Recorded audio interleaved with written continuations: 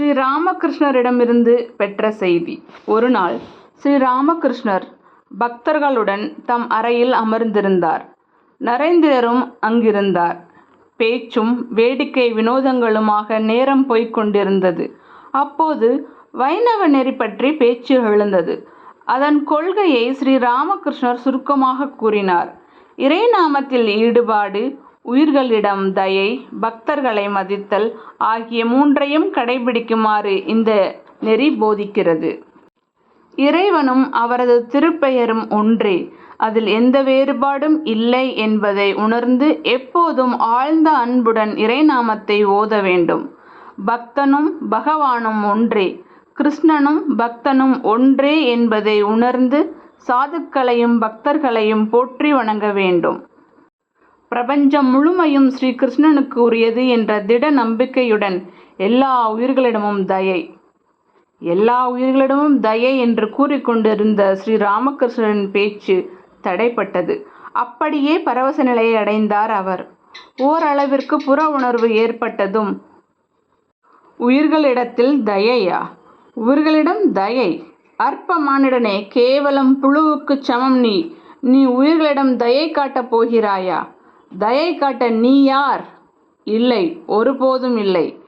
மனிதனை சில வடிவில் கண்டு சேவைதான் செய்ய வேண்டும். அதுதான் நீ செய்ய வேண்டியது என்றார். ஸ்ரீ ராமகிருஷ்ணர் கூறியதை அனைவரும் கேட்டுக்கொண்டிருந்தனர். ஆனால் அவற்றின் உட்பொருளை எல்லோராலும் புரிந்து கொள்ள இயலவில்லை.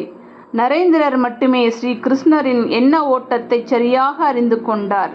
வெளியே வந்ததும் அவர், இன்று குருதேவரின் வார்த்தைகளிலிருந்து ஓர் அற்புத ஒளியை பெற்றேன். சாரமற்றதாக வறண்டதாக கூறப்படுகின்ற வேதாந்த ஞானத்தை பக்தி நெறியுடன் இணைத்து என்னவோர் எளிய இனிய சாரமிக்க வழியை காட்டிவிட்டார் அவர்.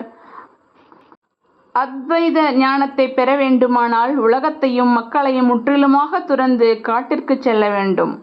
அன்பு, பக்தி போன்ற மென்மையான உணர்வுகளை இதயத்திலிருந்து வேரோடு பிடுங்கி எறிந்துவிட வேண்டும் என்றெல்லாம் தான் கூறப்பட்டு வந்தன.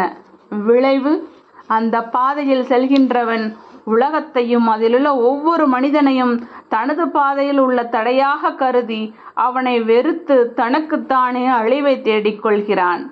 ஆனால் ஸ்ரீ ராமகிருஷ்ணர் இன்று பரவச நிலையில் கூறியதிலிருந்து காட்டில் இருக்கும் வேதாந்த ஞானத்தை வீட்டிற்கு கொண்டு வரலாம்.